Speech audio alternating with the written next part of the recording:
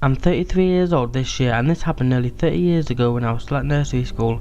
Nursery schools in those days were often run by Buddhist shrines, and mine was no exception. I remember there was a shrine old house and a cemetery right next to the nursery building. One late afternoon I was playing in the nursery playground. I was the only one playing outside. I think there were still a lot of children staying behind, but somehow I was playing alone. I saw a child standing on top of the climbing frame. It was a boy. The boy wore short trousers and a jacket with gold buttons.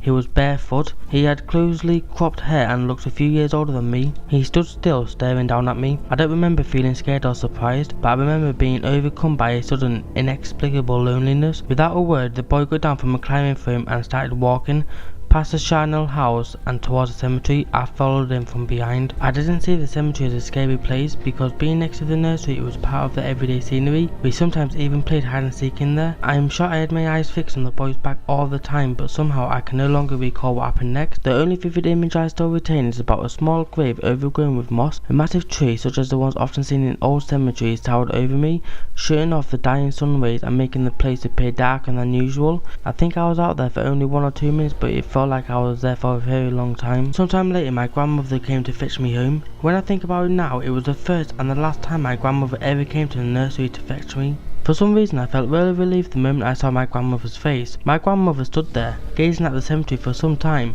her eyes full of sadness, and then she said, "You have nothing to worry about, dear. Granny will take care of it." I remember the intense look she had on her face when she uttered these words. We went home with our hands firmly joined together. On the way home we walked past a sweet shop and I really wanted to go inside, but she said, not today, we have to go home quickly." It was the evening of the very same day that my grandmother passed away. Strangely, I don't remember clearly the details surrounding her death. I do remember the funeral and how it was busy with all the relatives rushing to our house, but even now I don't remember feeling sad at the time. Although my grandmother's death must have caused me a great distress because I was very attached to her. The following year I entered the elementary school. The school was right across the street from the nursery, but I never went near the nursery anymore. To be more precise, I couldn't go near it because whenever I thought of the nursery, the image of the little moss-covered grave flashed across my mind and it disturbed me. When I became a junior high school, I got involved in community work and it gave me an opportunity to revisit the shrine in the nursery. The cemetery had been going through a renovation and all the ancient gravestones had been removed. The nursery too had a new building. The place looked very different from how I remembered it. The main shrine was also about to get renovated and our job was to clean it out and take all the old things and rubbish to the outside. The chief priest was sorting out various things that had been brought to the shrine. Among these was many photographic portraits of the deceased. We were told to carry them out as well. All portraits was wrapped up in old yellowish newspapers, but there was one portrait which had come unwrapped. The moment I picked up the exposed portrait and looked at it, all the blood in my body froze. It was a portrait of the very boy I saw in the nursery, but there was also my grandmother who was strangling the boy's neck from behind.